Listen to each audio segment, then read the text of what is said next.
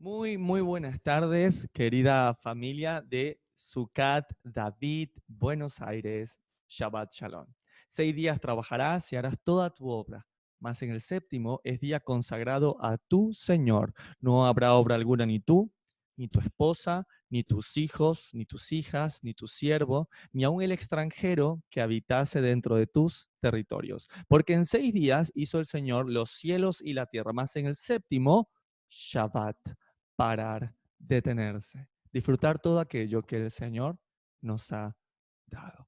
Quiero darte gracias, Señor, por la bendición que es disfrutar de tus mandamientos. A la comunidad de Sucat David Buenos Aires, dispersa en todo Capital Federal. A nuestros queridos hermanos en nuestras comunidades hermanas en provincia de Buenos Aires, Sucat David San Miguel, San Nicolás de los Arroyos, Entre Ríos, en el norte, Salta, Jujuy, Santa Fe, a nuestros amados hermanos en el sur de la Argentina, Bariloche, nuestros amadísimos hermanos de Río Negro, Cipolletti, a nuestros hermanos en Chile, Sucatapit Manta, Sucatapit Cali, Colombia y Bogotá, y a nuestras demás hermanas comunidades en El Salvador, Puerto Rico, nuestros queridísimos amigos en México y a nuestra amada familia en Estados Unidos y también en Carolina del Norte, en Florida y también en California y en el resto del mundo. Que el Señor me los recontra bendiga y agárrense porque el día de la fecha vamos a ver la segunda carta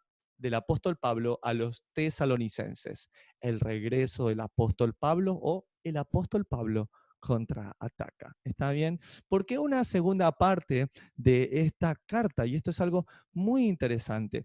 Realmente la primera carta nos enseñó muchísimo.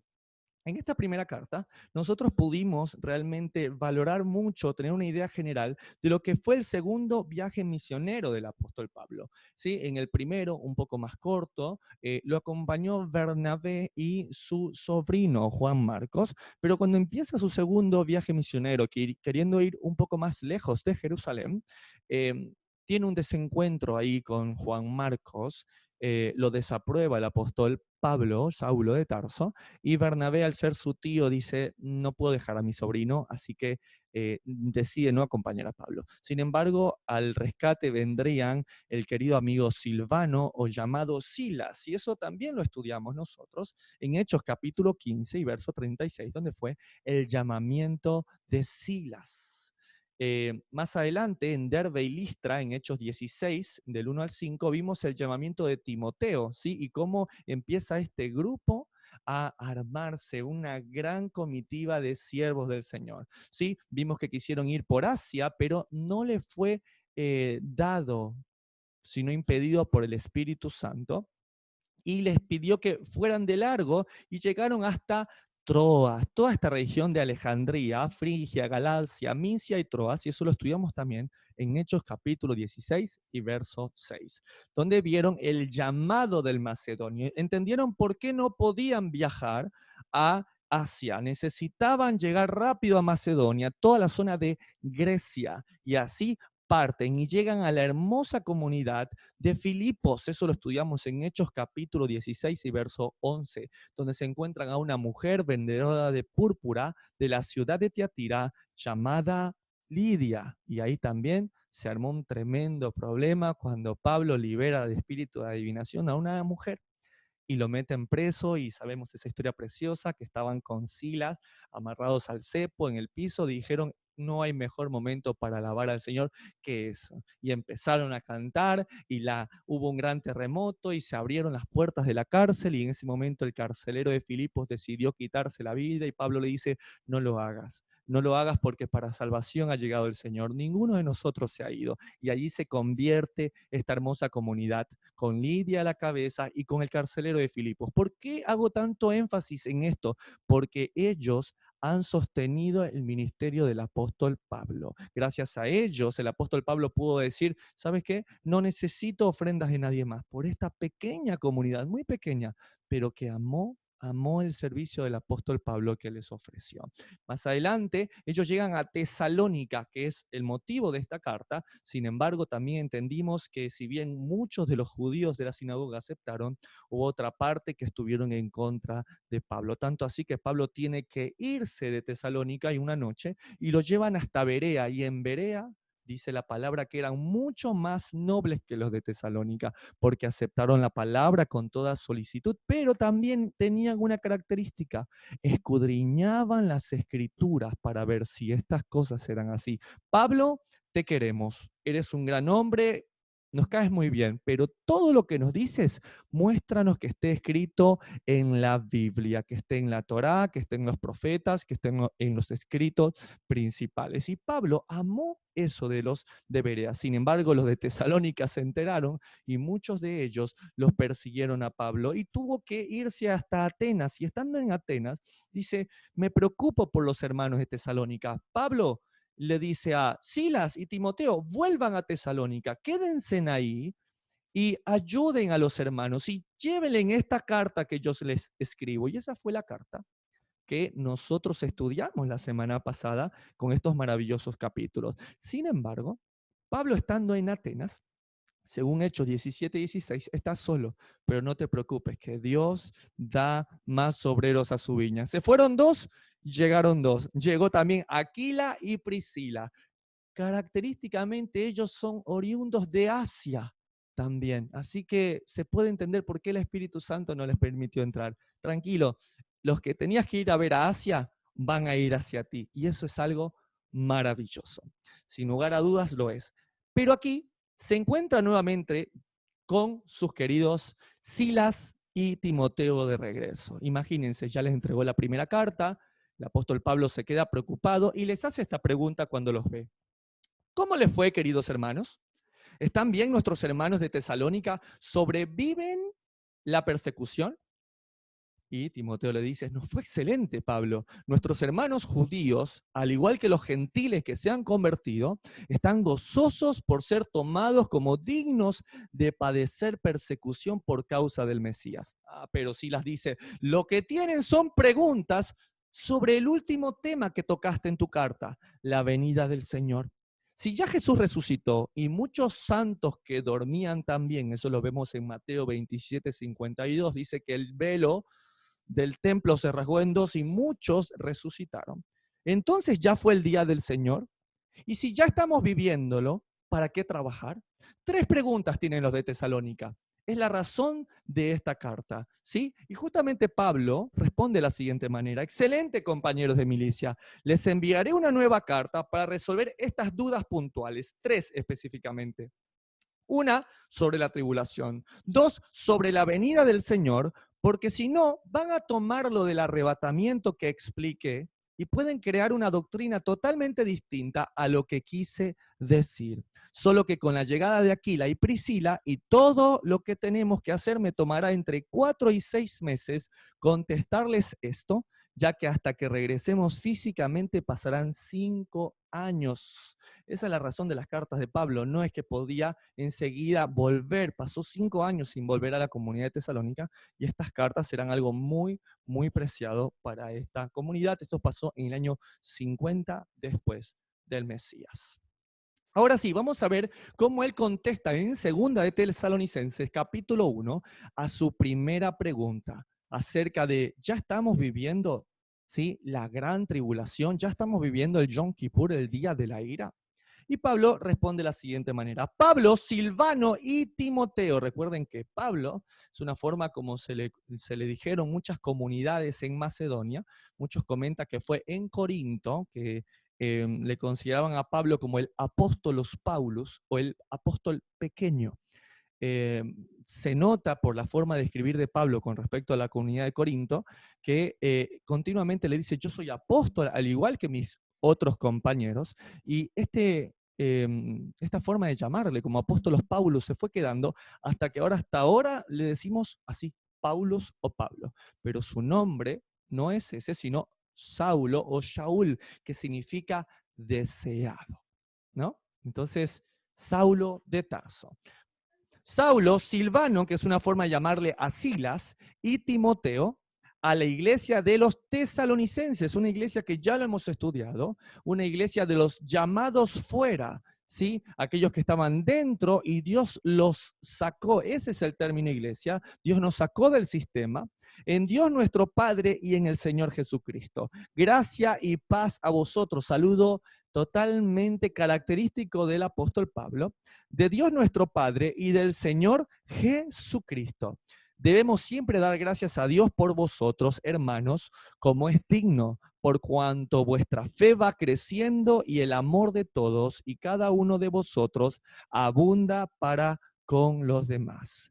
Tanto que nosotros mismos nos gloriamos de vosotros en las iglesias de Dios por vuestra paciencia y fe en todas vuestras persecuciones y tribulaciones que soportáis. Y yo estoy totalmente de acuerdo con el apóstol Pablo. Si hay algo que llena de alegría y de ánimo a aquellos hermanos que vivimos en la fe, es cuando vemos que a pesar de las vicisitudes y dificultades, las personas crecen en amor y crecemos diciendo, no importa la tribulación, Señor, gracias por tenernos por dignos de compartir este evangelio.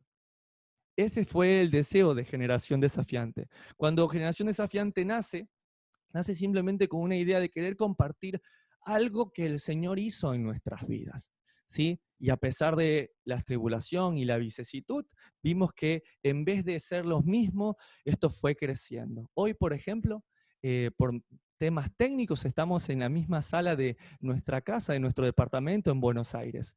Y recordábamos cuando empezamos en este lugar y un momento que ya no entramos más y tuvimos que conseguir un departamento más grande para reunirnos. Y a pesar de las pruebas, de las tribulaciones, llegó un momento que aún este lugar nos quedó pequeño y decidimos no ir a un lugar más grande, porque el Señor llamó a ser benditas en él las familias de la tierra, sino abrir otro Sucat, como son los otros Sucat alrededor de Buenos Aires. Y es una bendición Sucat David San Miguel. Conocer gente tan maravillosa que a pesar de la tribulación, de las cuarentenas y del tiempo, tienen pasión por las personas y por querer compartir el mensaje de salvación del Mesías de Israel. Y pensamos que con eso ya era suficiente, pero resulta que no. También otras comunidades, aún por fuera de Argentina, en este caso, como Sucatavid Manta, Ecuador, ¿sí? Donde fue algo que nos impactó, mujeres diciendo queremos servir al Rey de Reyes y al Señor de Señores. Bendita sea esta comunidad también que ha crecido tanto con hombres y mujeres que aman al Señor. Y creímos que ahí se detendría, pero su palabra siguió creciendo. Y ahora tenemos también comunidades hermanas en Cali, Colombia, en Bogotá y en el resto de nuestra querida América Latina. Y pensamos que podíamos parar ahí, pero empezó a haber fuego y a pesar de la tribulación, la fe de estos jóvenes y de esta comunidad creció hasta viajar a México, ser parte de un IMEIR, de crecer. Y pensamos que con eso ya era suficiente, pero a pesar de las pruebas y tribulaciones, nuestros hermanos siguen creciendo. Y para mí es un gusto promocionar lo que para mí es una gran iniciativa por parte de ELA, realmente para nosotros una hermana y una compañera en el Señor, y cómo su amor y pasión por el diseño la ha llevado a crear ELA Editoriales, como dice ahí, una editorial inspirada en el Señor. Así que bendito sea porque a pesar de tribulación y de tantas cosas, los jóvenes cada vez más se acercan al Señor y quieren poner sus talentos a Él. Y claro que sí, nuestra querida Abigail, con el libro más vendido, con buenas noticias Abigail, jóvenes que simplemente quieren servirte. Y eso a uno lo llena de tanta alegría, dice el apóstol Pablo, cuando los ve crecer, cuando los ve que a pesar de las tribulaciones, de las vicisitudes y las dificultades, queremos servir al Señor y agradarle con lo que hacemos. Como diría mi amigo David Seiley, ¿qué tienes en tu mano?, le dijo el Señor a Moisés. Tengo una vara. Bueno, dámela. Esa vara dejará de ser la vara y será mi vara, y yo con esa vara te ayudaré a liberar el pueblo de Israel. Y pensé que con eso era suficiente. Y ahora estoy viviendo otra etapa hermosa también. Y es poder ver la multiplicación de estas personas, ver sus lazos, ver que quieren agradar al Señor, no solamente con sus proyectos personales, sino con sus familias. En un tiempo donde el matrimonio ha perdido valor, donde consagrarse y entregarse al Señor con su familia o en pareja ha perdido el valor, ver esta generación desafiante que se levanta y que dice, estamos dispuestos a hacer que todo lo que el Señor diga, eso haremos y oiremos.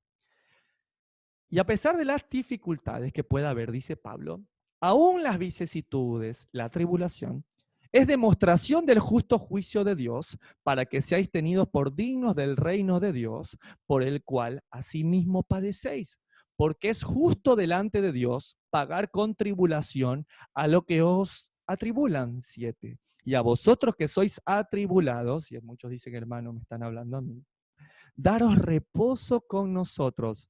¿Cuándo? Cuando se manifieste el Señor Jesús desde el cielo con los ángeles de su poder. ¿Sí? ¿Cuándo? Cuando llegue. Pero hasta ese momento vamos a pasar tribulación. ¿Por qué? Porque el mismo apóstol Pedro dice en Primera de Pedro, capítulo 4 y verso 17, porque es tiempo de que el juicio comience por la casa de Dios. Y si primero comienza por nosotros, el juicio, la tribulación, va a empezar por nosotros, ¿cuál será el fin de aquellos que no obedecen el Evangelio de Dios? Y ahí como, toco un punto álgico. No, hermano, el Evangelio solo se cree. Bueno, el apóstol Pedro está diciendo que el Evangelio, sí, pero también se obedece. No voy a tocar el tema, vamos a dejarlo ahí porque tal vez Pablo tiene algo más que decirnos. Verso 7, 2 de Tesalonicenses 1. Y a vosotros que sois atribulados, daros reposo con nosotros cuando se manifieste el Señor Jesús desde el cielo con los ángeles de su poder, en llama de fuego, para dar retribución a los que no conocieron a Dios, ni obedecen al evangelio de nuestro Señor Jesucristo. Ahí sí ya es medio difícil que deje de hablar del tema, porque no solamente Pedro, sino también Pablo se ponen de acuerdo en esto, que el evangelio debe ser obedecido. Verso 9, los cuales sufrirán pena de eterna perdición, excluidos de la presencia del Señor y de la gloria de su poder. Entonces muchos ponemos la cara de Woody y dice, ya me preocupé vos. ¿Me vuelves a explicar entonces qué es el Evangelio? Porque tengo que obedecerlo. Y la preocupación de Woody es buena porque lo lleva a estudiar. Y les quería traer un comentario que a mí me gustó mucho en el diccionario teológico de Lisworth con respecto a la palabra Evangelio. Y dice, es todo lo digno de este título tiene que provenir de Dios. Buenas nuevas o también como gratas nuevas. Dice que no siempre tuvo el mismo carácter. La grata nueva o la buena nueva para Adán y Eva fue que la simiente de la mujer heriría la cabeza de la serpiente. Es indudable que creyeron este anuncio porque Eva dijo al nacer, Caín, por voluntad del Señor he adquirido varón. La grata nueva a Noé fue cuando se le anunció que iba a destruir toda carne, que él y su familia serían salvados en un arca y que Dios establecería su pacto con él, Noé creyó a Dios y fue preservado. La grata nueva para Abraham fue cuando fue llamado afuera por Dios para que le sirviera, que tendría un hijo en su vejez, que su descendencia poseería la tierra y que sus simientes serían bendecidas todas las naciones de la tierra. Abraham creyó a Dios y le fue contado por justicia. Y eso también es evangelio. Para los israelitas esclavizados por Faraón, la grata nueva o la buena nueva fue que Dios había descendido para liberarles por mano de Moisés. Creyeron las buenas nuevas, se inclinaron y adoraron.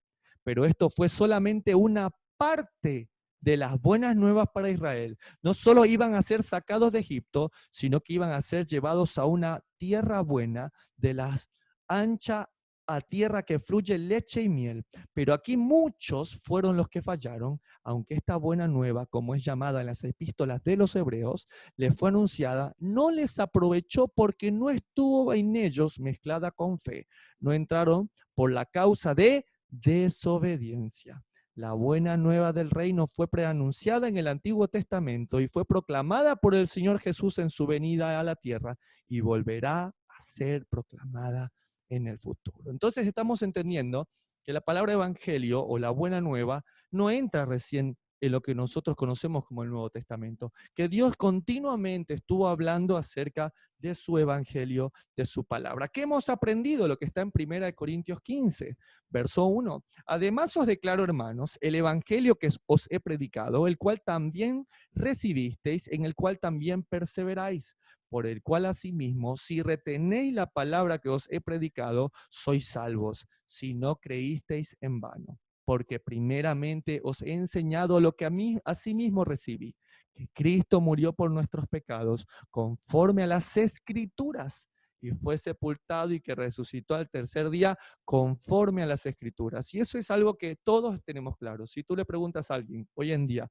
no importando la denominación religiosa que profesa, y tú le preguntas qué hizo Jesús o para qué vino Jesús, te dicen Jesús vino a morir por mí y resucitó.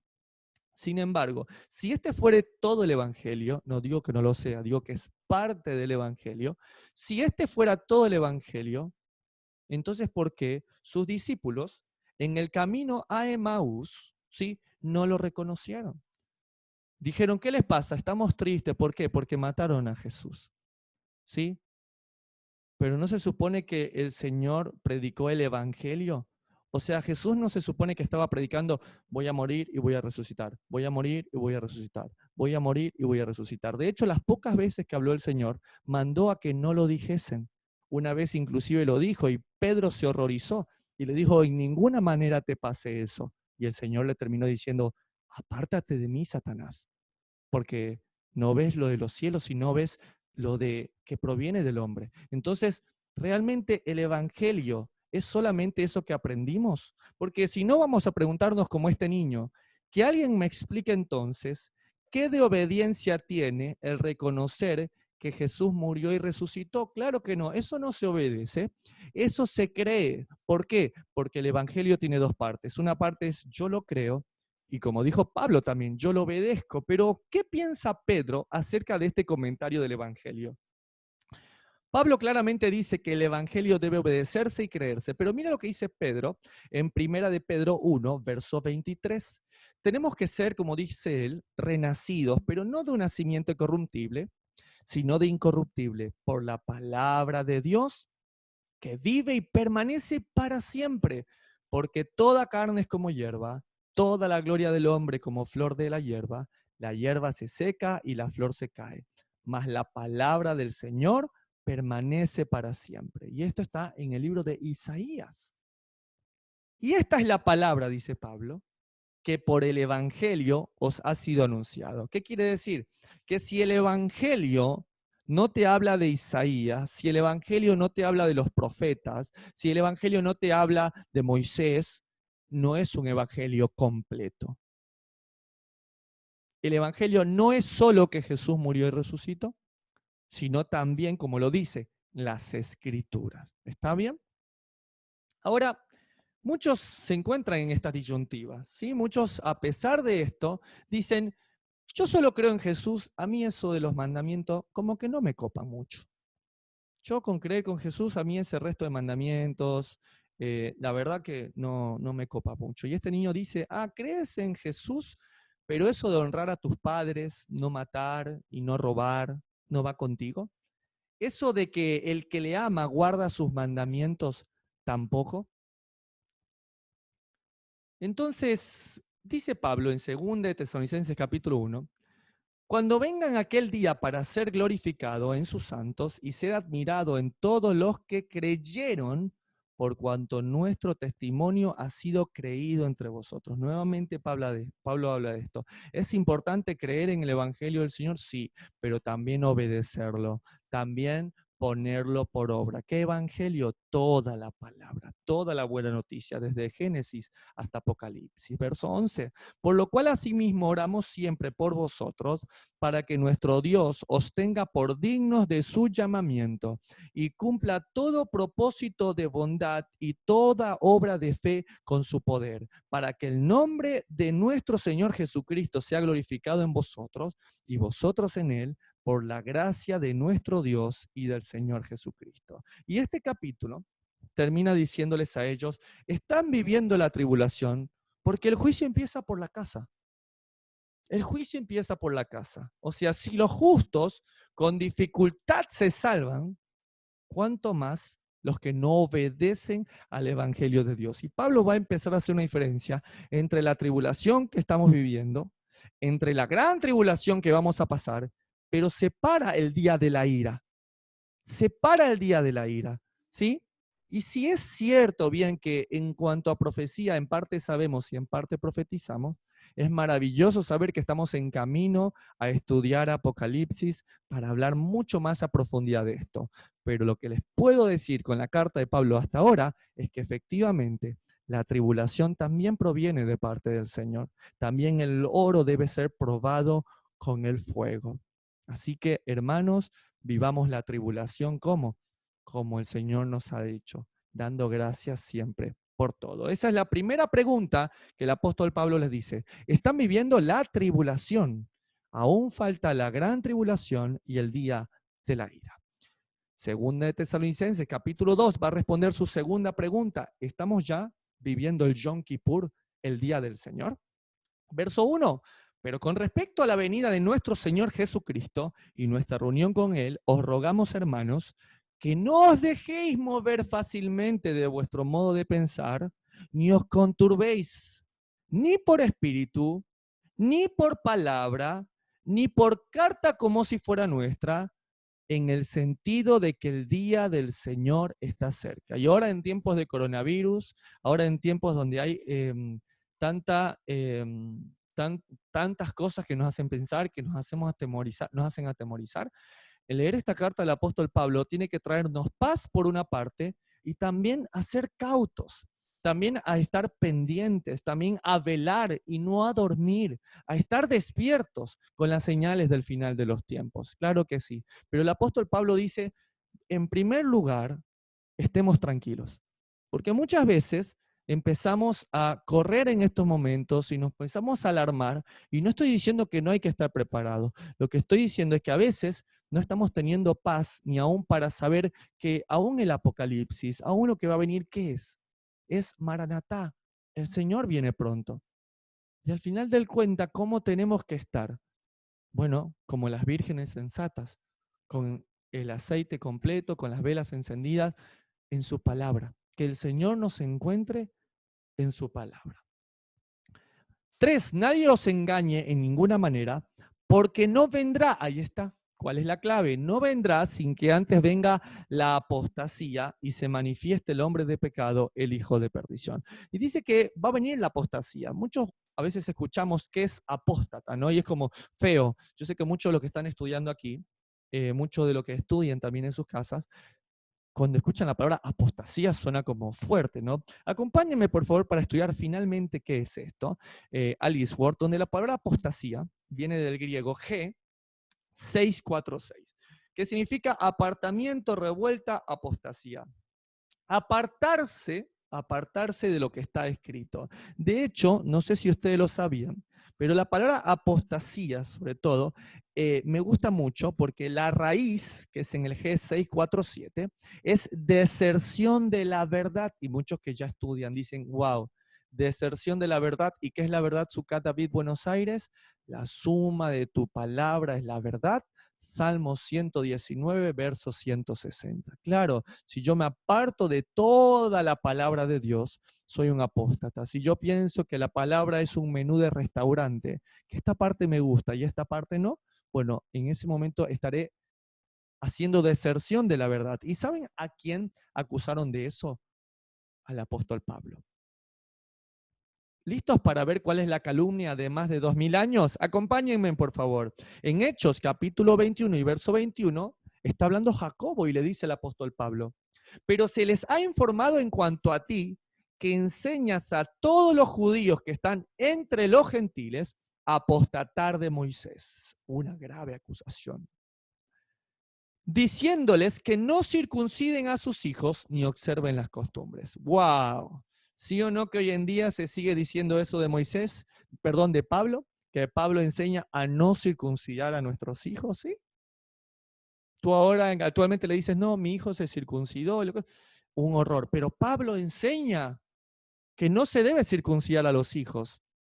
Pero aquí en Hechos, capítulo 21 y verso 21, de hecho es la referencia con apostasía.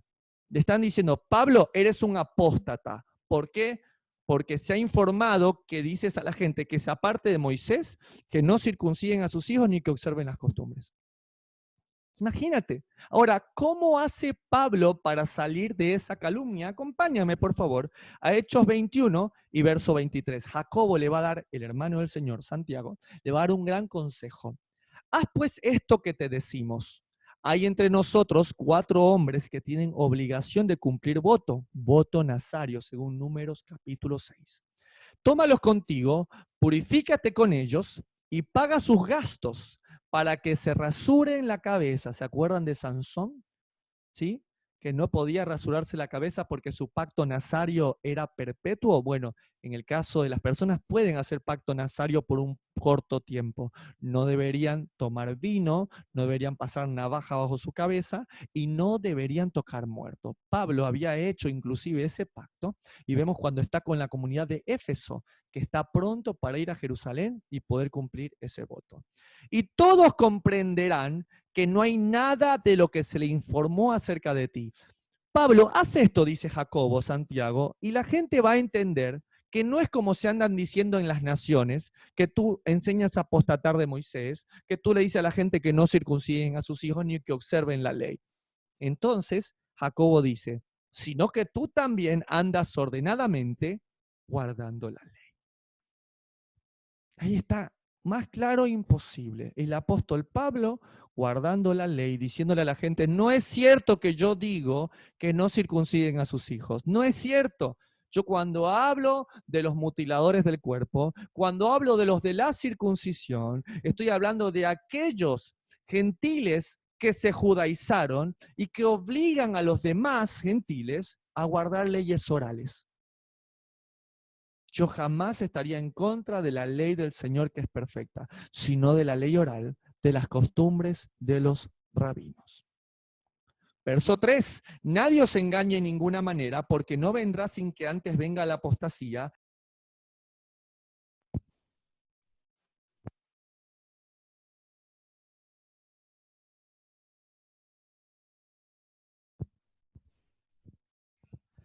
Nadie os engañe, dice así en 2 de Tesalonicenses, capítulo 2, y verso, 2 Tesalonicenses 2 y verso 3. Nadie os engañe en ninguna manera, porque no vendrá sin que antes venga la apostasía y se manifieste el hombre de pecado, el hijo de perdición, el cual se opone y se levanta contra todo lo que se llama Dios o es objeto de culto, tanto que se sienta en el templo de Dios como Dios, haciéndose pasar por Dios. Y esto es muy importante porque dice que este tiempo lo va a marcar la representación de un nombre, ¿sí? Y esto es súper importante, querida familia.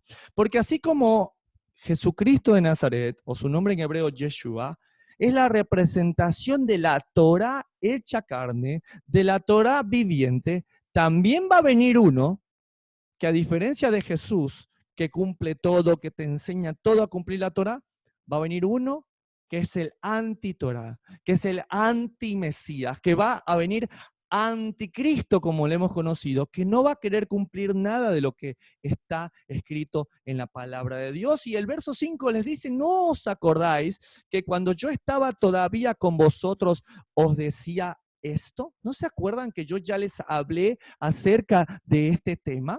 Y ahora vosotros sabéis lo que lo detiene, a fin de que a su debido tiempo se manifieste, porque ya está en acción el misterio de la iniquidad. Solo que hay quien al presente lo detiene hasta que él a su vez sea quitado de en medio. Y yo sé que por mucho tiempo se nos enseñó y aprendimos de esta manera que quien detenía a este inicuo para el final de los tiempos era el Espíritu Santo. Y que el Espíritu Santo iba a ser quitado, y cuando quitaran el Espíritu Santo se iba a ir un grupo de los que Dios tomaría a los cielos, y acá que les vayan en feria a los que se quedaron. Sin embargo, dice la palabra que luego va a haber muchos que se van a convertir después de ese tiempo. ¿Y cómo puede ser que alguien se convierta sin la presencia del Espíritu Santo que te redarguye de pecado, de juicio y de verdad? Ahora, este pensamiento de dónde viene, y es increíble cuando uno empieza a estudiar un poco más y ver que toda esta doctrina vino porque se le ocurrió a un niño de 15 años que dijo, no, no, es el Espíritu Santo. Pero a la luz de la Escritura, acompáñenme a leer lo que está escrito en Daniel capítulo 12. Vamos a ir a Daniel capítulo 12, donde dice en el verso 1, en aquel tiempo se levantará Miguel, el gran príncipe que está de parte de los hijos de tu pueblo. ¿Quién es Miguel? El arcángel Mijail es el arcángel guardián de Israel, que ha defendido a Israel. Pero dice que este en aquel tiempo se levantará. También en el hebreo, en el original, quiere decir se aquietará. Cesará su función de proteger. Y miren lo que va a pasar. Será tiempo de angustia, cual nunca fue desde que hubo gente hasta entonces, pero en aquel tiempo será libertado tu pueblo, todos los que se hallen escritos en el libro. Ahí está la importancia de poder estudiar totalmente la palabra. No es necesario que nos inventemos una doctrina, sino simplemente ver lo que está escrito. Daniel capítulo 12. Él va a ser quitado, él va a ser removido de sus funciones momentáneamente para que llegue y se manifieste este inicuo. No se preocupen que lo vamos a hablar más adelante. Lo que sí quisiera dejar claro es que no se puede quitar el Espíritu Santo. ¿Sí? ¿Por qué? Porque el mismo salmista lo dice en el Salmo 139. ¿A dónde me iré de tu espíritu? ¿Y a dónde huiré de tu presencia? Si subiera a los cielos, allí estás tú. Y si en el Seol hiciere mi estrado, he aquí, allí tú estás. Y si tomare las alas del alba y habitar en el extremo del mar, aún allí me guiará tu mano y me asirá tu diestra. Si dijere ciertamente las tinieblas me encubrirán, aún la noche resplandecerá alrededor de mí. Aún las tinieblas no encubren de ti y la noche resplandece como el día. Los mismos te son las tinieblas que la luz. Verso 7 de 2 de Tesalonicenses, capítulo 2, porque ya está en acción el misterio de la iniquidad, solo que hay quien al presente lo detiene, el arcángel Miguel, hasta que él a su vez se ha quitado de en medio, y entonces se manifestará aquel inicuo, a quien el Señor matará con el espíritu de su boca y destruirá con el resplandor de su venida. Y eso ya lo hemos estudiado. Dice que de su boca que sale una espada más cortante que espada de dos filos, que llega hasta los tuétanos, ¿sí? Su palabra, ¿está bien? Ahora, este inicuo, ¿quién es este inicuo? Bueno, para saber cuál es la característica de este anticristo que el Señor va a destruir con el poder de su palabra, con su espada más cortante que espada de dos filos, tendríamos que entender qué es inicuo. Así que acompáñenme por favor a Lisworth, donde la palabra inicuo es la palabra griega G459, que es la palabra anomos. Anomos, por favor, anota esto porque es sumamente importante que conozcas que el anomos es el inicuo. Y según el Strong, es la palabra G459, que quiere decir sin ley, también inicuo o transgresor de la ley, ahí también inclusive en otras traducciones. ¿Está bien? Ahora, esto es súper importante porque esta palabra, esta misma palabra de iniquidad o de inicuo, ya lo había dicho Jesús. Acompáñame cuando Jesús lo nombra en Mateo capítulo 7 y dice en el verso 22, muchos me dirán en aquel día, estamos hablando del día final, Señor, Señor, ¿no profetizamos en tu nombre? Y en tu nombre echamos fuera demonios, y en tu nombre hicimos muchos milagros. Entonces les declararé, nunca os conocí, apartaos de mí, hacedores de maldad. Y justamente la palabra maldad es la palabra anomía, que significa sin ley o transgresor de la ley. Apártense de mí, inicuos. ¿Qué es un inicuo? Un transgresor de la ley. Uno que no quiere saber nada de la ley de Dios. No, yo amo a Jesús, pero no quiero saber nada de la ley. Y no funciona así, amigo. El que le ama a Jesús guarda sus mandamientos. Segunda de Tesalonicenses, capítulo 2, verso 9. Inicuo, cuyo advenimiento es por obra de Satanás, con gran poder y señales y prodigios mentirosos. y con todo engaño de iniquidad para los que se pierden, por cuanto no recibieron el amor de la verdad para ser salvos. ¿Qué es verdad? Su palabra es verdad. Santifícalos en tu verdad, dijo Jesús, Juan 17:17. Tu palabra es verdad. Verso 11. Por esto Dios les envía un poder engañoso para que crean la mentira. ¿Sí? No, la verdad no me copa mucho. A mí más me gusta son las cosas increíbles. Voy a enviar ver poderes, ver milagros. Verso 12, a fin de que sean condenados todos los que no creyeron a la verdad. ¿Ves? Hace una diferencia entre prodigios y la verdad de la escritura, sino que se complacieron en la injusticia, ¿sí? Adiquía, ¿sí? Es un sinónimo de anomía, de no creer en la palabra de Dios, en la ley y en sus mandamientos, ¿sí? De hecho, esto no es novedad. No es novedad que pueda hacer que venga un poder engañoso. En Deuteronomio, capítulo 13, ya el Señor se lo había dicho a Israel. Cuando se levantara en medio de ti profeta o soñador de sueños, y te anunciare señal o prodigios, y si se cumpliere la señal o prodigio que éste te anunció, diciendo, vamos en pos de dioses ajenos que no conociste y sirvámosle, no darás oído a las palabras de tal profeta ni al tal soñador de sueños. Pero me dijo lo que iba a pasar y pasó. Me resucitó a la tía abuela. Hizo un milagro increíble. Y el Señor dice, ni aunque vuele, ni aunque vuele. ¿Sabes por qué? Porque esto es increíble. No le creas, porque ¿sabe lo que va a pasar? Dice, porque al Señor vuestro Dios os está probando. O sea, Dios va a permitir, como dice 2 de Tesalonicenses capítulo 2, un poder engañoso para los que no aceptan la verdad del Evangelio, no aceptan la ley del Señor que es perfecta y que cambia el alma, sean llevados por los milagros aparentemente que muestra. Y Dios los está probando para saber si amáis a vuestro Dios con todo vuestro corazón y con toda vuestra alma. En pos de vuestro Dios andaréis, a Él temeréis, guardaréis sus mandamientos, ahí está, y escucharéis a su voz, a Él serviréis y a Él seguiréis. Ahora, mi pregunta, honestamente, queridos hermanos, aquellos que amamos su palabra y somos imperfectos, pero queremos estudiar la palabra, una vez que tú estudias Deuteronomio 13, o sea, el quinto libro en orden en la Biblia, tienes necesidad también de estar escuchando a Pablo que te repite lo mismo. Eso no es increíble. Si tú ya estudiaste Deuteronomio, no te va a sonar diferente lo que dice Pablo, porque Pablo es un comentarista de lo que está escrito. ¿Está bien? Pablo toma las escrituras. Pablo lo que te está diciendo es lo que dice Deuteronomio 13. Y aunque cumpla señales, aunque haya milagros, aunque haga todo lo que tenga que hacer, Dios lo está haciendo, ¿sabes para qué? Para probarte. No, no. Imagínate al anticristo viniendo y diciendo, se acabó eso de la ley, se acabó eso de guardar el Shabbat, eso de las fiestas, tú olvídense. ¿Quién está ciego? ¿Quién está cojo? ¿Quieren ver milagros? Yo les doy show. Ustedes olvídense, ahora hay que amarnos los unos a los otros y nada más.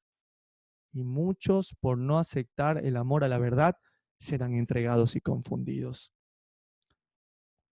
Verso 13, segunda de Tesalonicenses 2, pero nosotros debemos dar siempre gracias a Dios respecto a vosotros, hermanos amados por el Señor, de que Dios os haya escogido desde el principio para salvación. Y esta parte me encanta. Como dijo en la primera carta, ustedes no fueron escogidos para el día de la ira. ¿Ves que él hace una diferencia? Tribulación, gran tribulación y el día de la ira. Ustedes no son para el día de la ira. Yo se lo dije, hijo mío, tú no eres para el día de la ira. Tú fuiste escogido para salvación. ¿Mediante cómo? ¿Cómo sabré eso? Mediante la santificación por el Espíritu y la fe en la verdad. Ahora, ¿cómo podré ser yo escogido para salvación? Mediante la santificación del Espíritu. Ahí está nuevamente esa palomita que siempre les pongo para que recuerden. Ezequiel capítulo 36, verso 27. AGP, ¿qué es la marca del Espíritu Santo? A, andar en sus estatutos. G, guardar sus preceptos y ponerlos por obra. Es que es la única forma, hermano. Imagínate, ¿cómo podrías reconocer a una persona? Imagínate yo que tengo hijos. Mi hijo me dice, me enamoré de tal chica. y dice que está llena del Espíritu Santo y que está santificada por el Espíritu Santo. ¿Y cómo lo ves? ¿Y hay que creerle? Simplemente así. Y bueno, hay que ver si esa persona anda en los estatutos de Dios, guarda sus preceptos y los pone por obra. Ay, no, yo amo mucho a su hijo, hermano Lincoln, pero es que mis padres fueron de lo peor y yo no puedo honrarlos. No estás andando en los estatutos de Dios. No guardas sus preceptos ni los estás poniendo por obra. Te santifica el Espíritu. Sí, ¿cómo? De esta manera.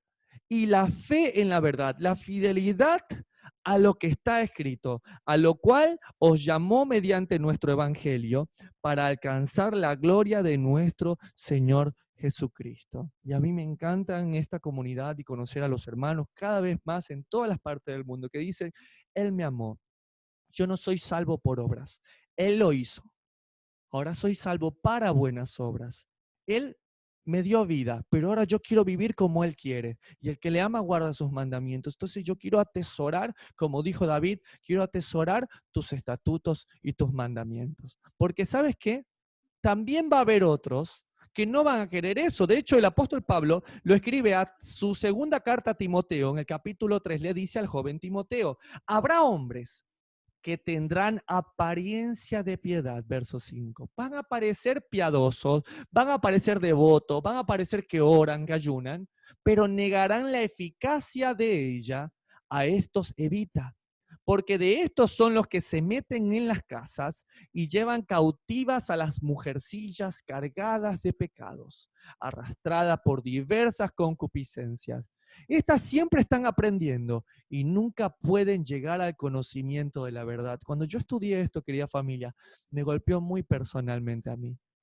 No sé ustedes, pero que uno siempre quiere aprender de Dios, y uno quiere aprender de Dios. Y cuando uno quiere ir a tal lugar, cualquier colectivo le lleva bien. Y después de estudiar tanto tiempo y darte cuenta que lo que has estudiado son libros de ciertos pensadores, o libros o escritos de un pastor, y a la final de cuentas estudiaste un montón de pensamientos de hombres, pero nunca abriste la escritura. Y siempre estás estudiando el libro de tal, la referencia de tal, la historia de tal cual. ¿Y sabes qué? A mí me pasó mucho tiempo esto. Siempre estar aprendiendo y nunca poder llegar al conocimiento de la verdad. Por eso amo su ley y sus estatutos. Y de la manera que Janes y Jambres, ¿quién eran Janes y Jambres? ¿Se acuerdan los que estaban con el faraón? Que le hacían sus magias y enfrentaron a Moisés. Dice eso, verso 8.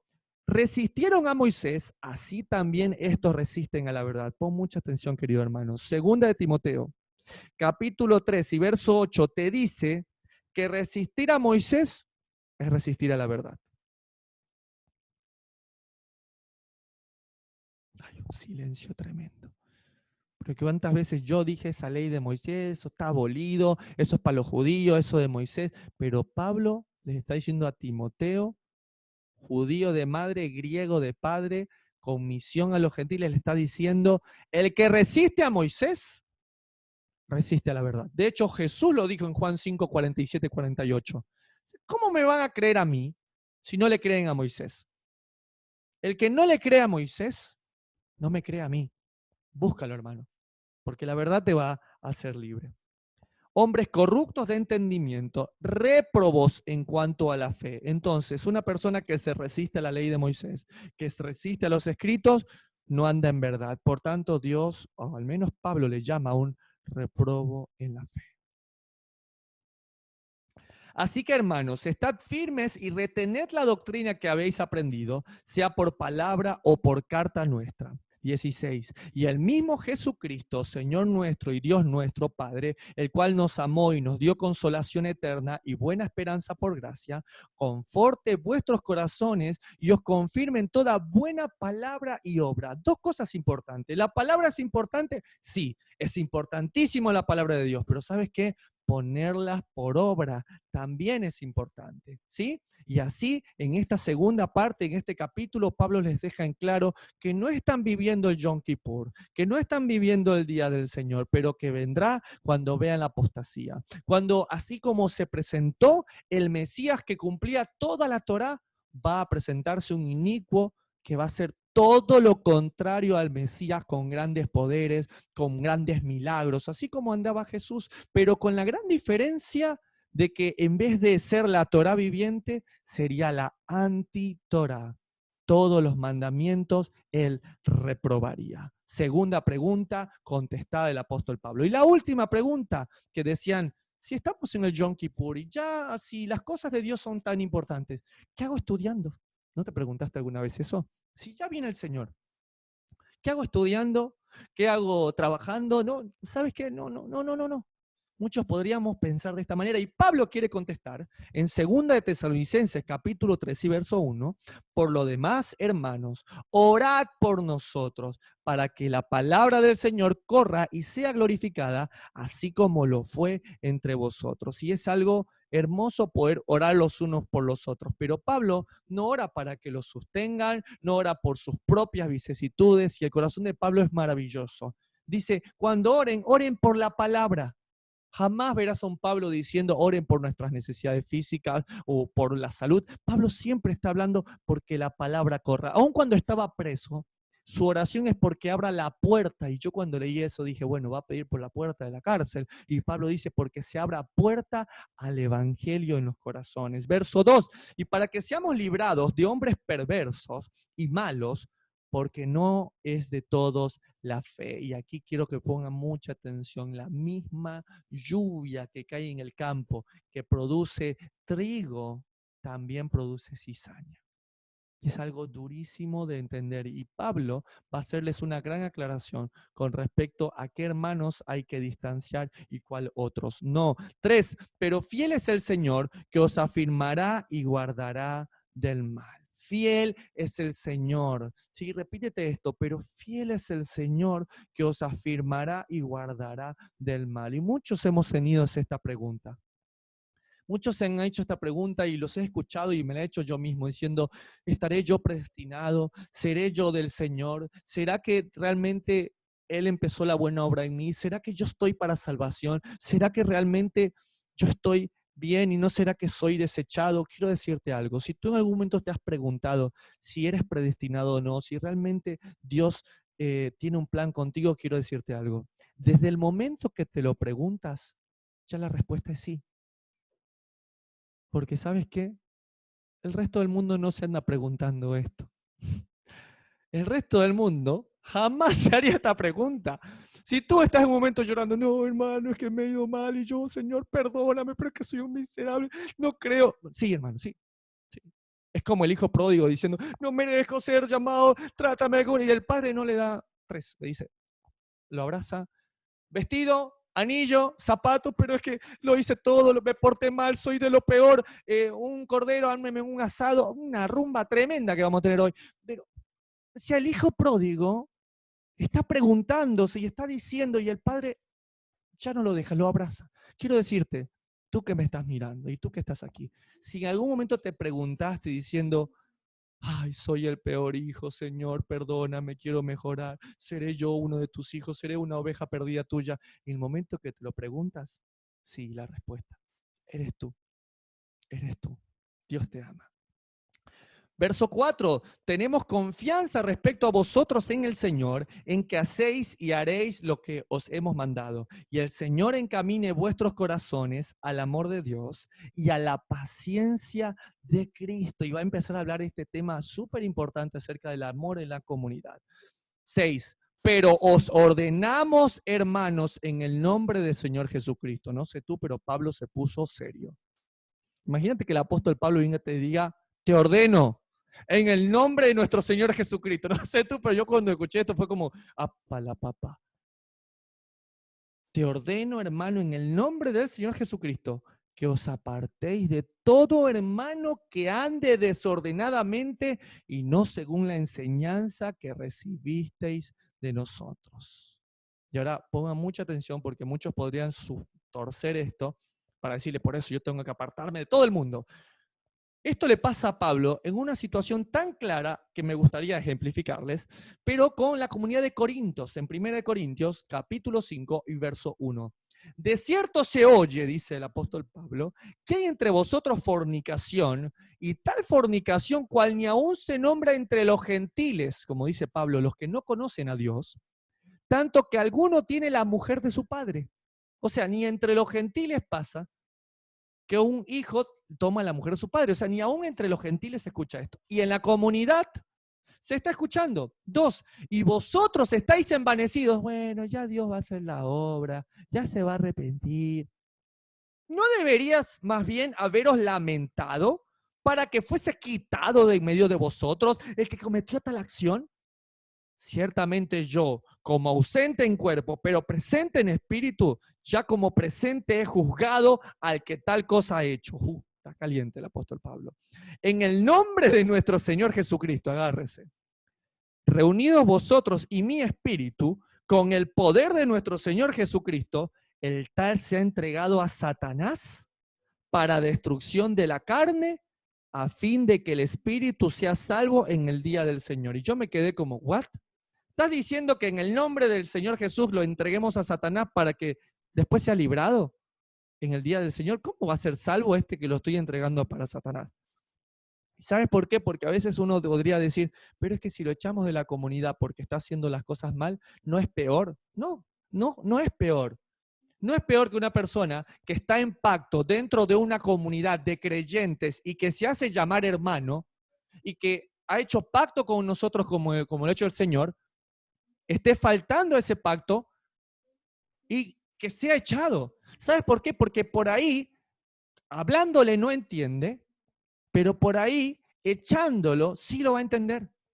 Porque ¿sabes qué? Es mayor condenación para él que haciendo las cosas mal, siga escuchando la palabra y siga compartiendo. Es peor todavía, es como tomar la cena indignamente del Señor.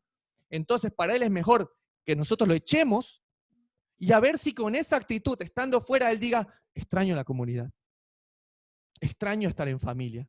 Y por ahí es salvo después.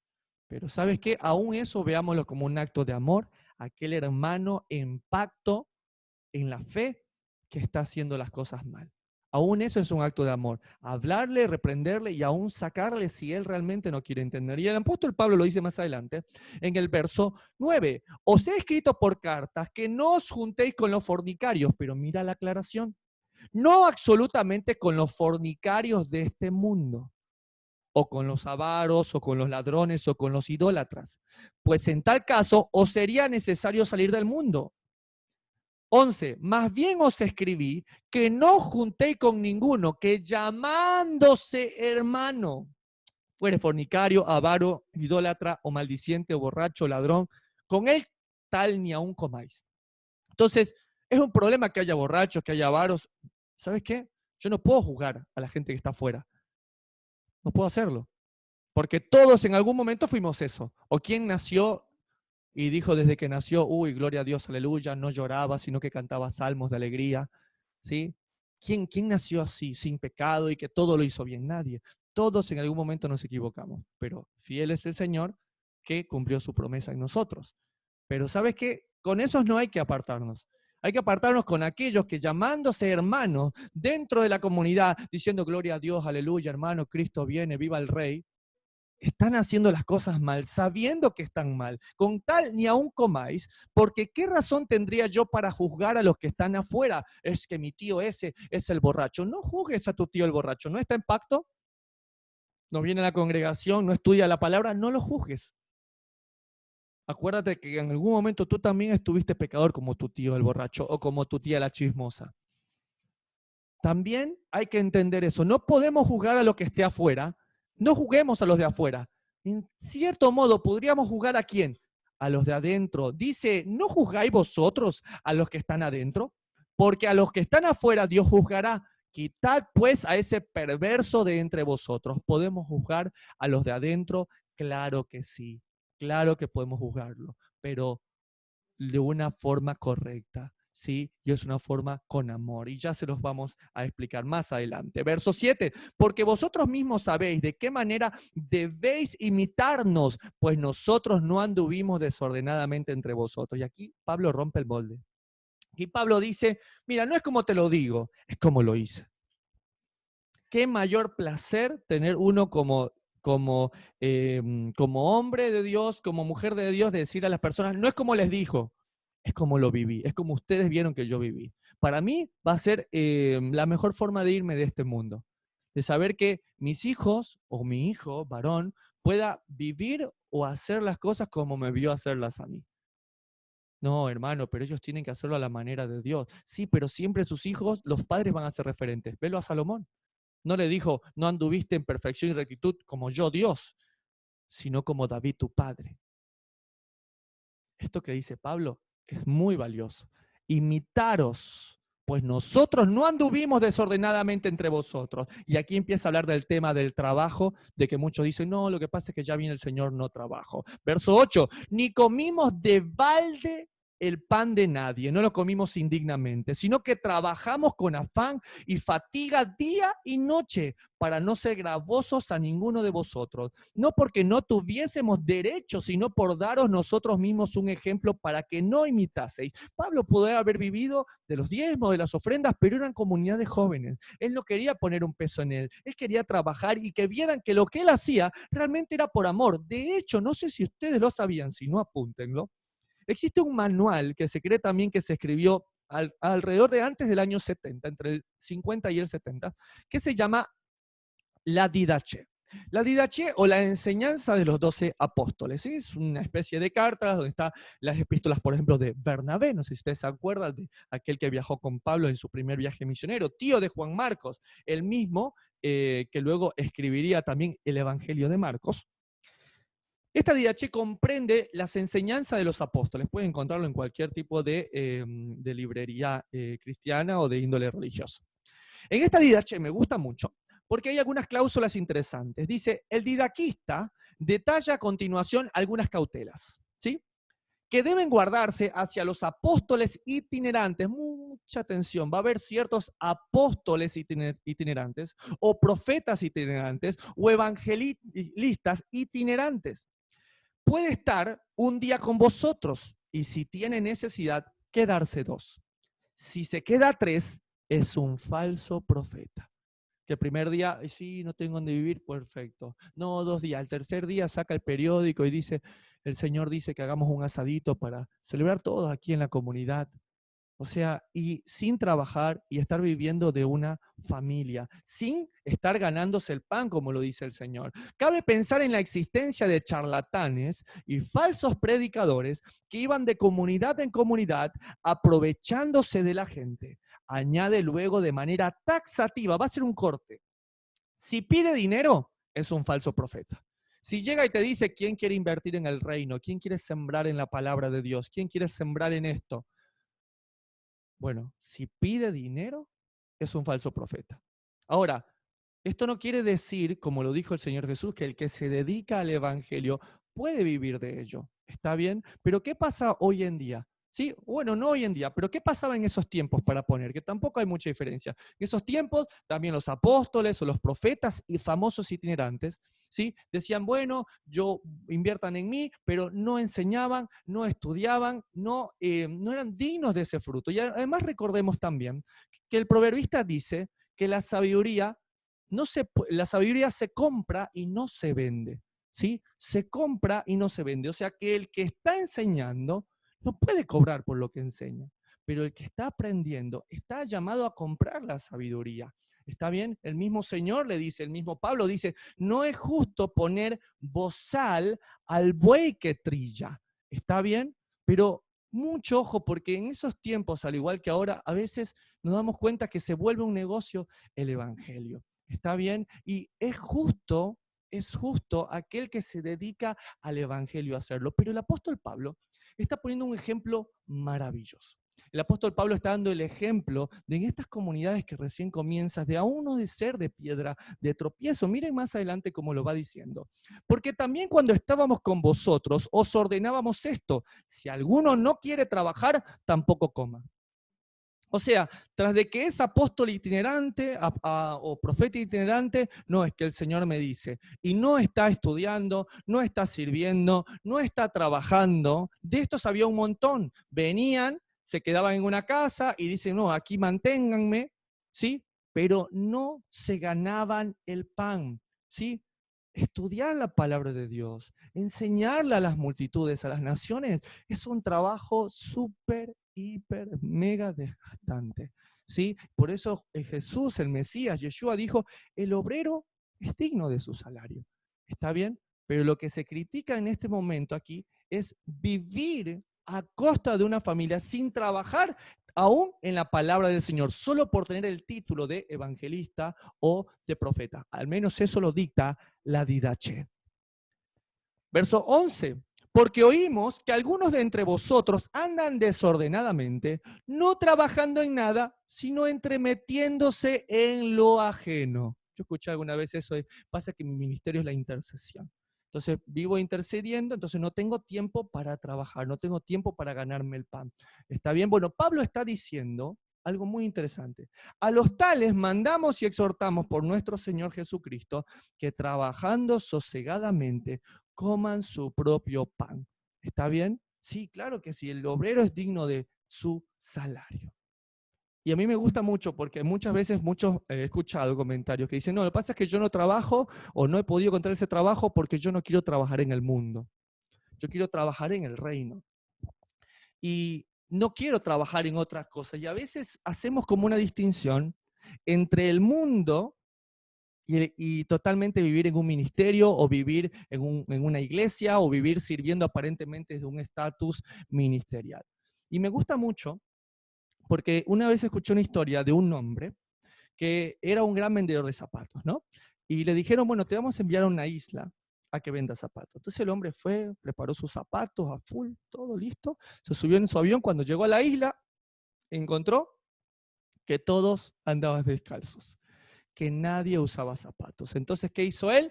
Dijo, yo aquí no puedo vender nada, y se regresó. Sin embargo, dice que enviaron al mejor del mejor.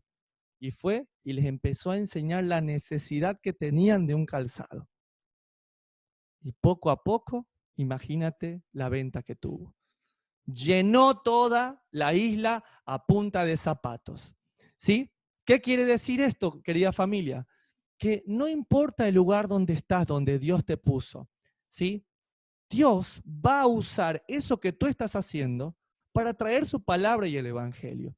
Muchas veces uno se puede preguntar, pero ¿qué estoy haciendo acá? ¿Debería estar estudiando la Torá o debería estar estudiando? Sí, es cierto, pero la Torá también tiene que ser puesta por obra.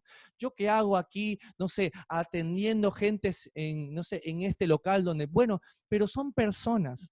Es como decir, no, estos están descalzos, ¿yo qué voy a vender? Bueno, ve las necesidades de las personas y trata de estar ahí.